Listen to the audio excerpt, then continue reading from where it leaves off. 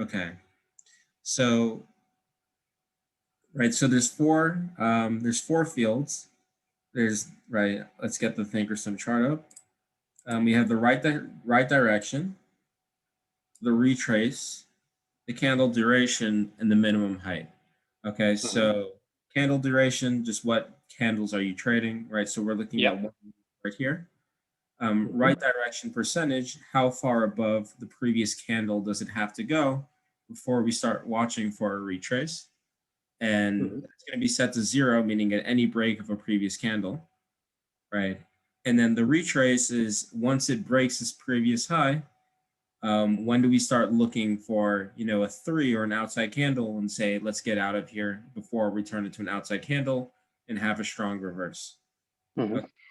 So, right. So in this scenario, let's say, your right direction percentage would be 0. Your retrace percentage would be around 50%. Right. So it pokes up and then takes 50% of this candle out, and it would exit probably around where the red line is. And Okay.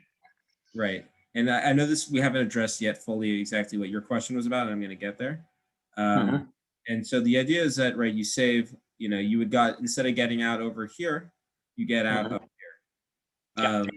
Now there's the last field, which you've been asking about, which is the minimum candle height. And what's the point of it? Okay.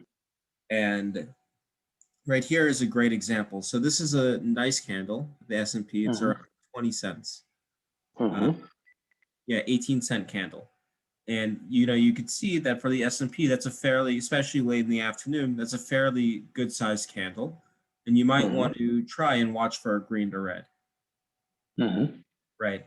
But at the same time, let's say you get a little guy right, like this guy right here, the 6-cent candle. Yeah. 417, right? So let's zoom in really close here. So if you said to, if you had the exit tactic applied here, you would have gone from, let's say 417.2 to 417.24, and then if you ever went back down to 417.17, 7 cents, you would have exited. Yeah.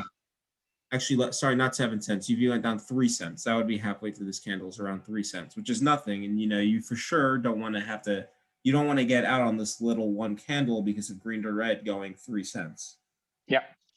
So the goal of the minimum candle height is to filter out these kind of candles. So, you ignore this little guy here of 5 cents, but you only try to exit based on this big one right here of, 15 on the S&P, 15 to 20 cents. And you should always have if you're, as you mentioned, until we deal with that kind of extra tactic about some kind of retrace, you should always have an extra, let's say, candle, right down here, or a candle on the low. But that's the goal of the minimum height.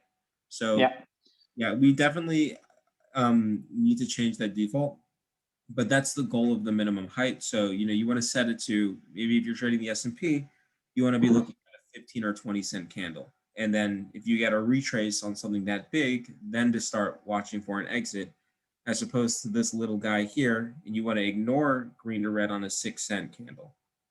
Yeah. And what? Yeah, that's clear for me. But what is a good type of default? Like I think the default is 50. It's 50 cent, I suppose. 50 cents is too big for sure. I'm thinking about moving it to maybe 15 or 20 cents. Yeah, that's what I'm thinking about doing. It should really, as you pointed out beforehand, should be set in the user preferences and go by what the user preference says. But it just always, you have to be careful because on the S&P, 15 to 20 cents might be a good number, but if you're trading like a Tesla, yeah, that's correct. Right, it's going to be a lot bigger. You might want to, maybe this candle you'd want to avoid green or red. It's around, this candle is around 40 cents. So it really depends on what exactly you're trading. But I personally say 50 to 20 cents is good. And, it really depends. Because on a Tesla, this is a small candle, but you can probably get a good option move. So maybe green or red would be something that you're looking for. So, and if you're the purest of shradders, right, any candle that takes a 2 can become a 3. So, you know, maybe the candle height shouldn't matter.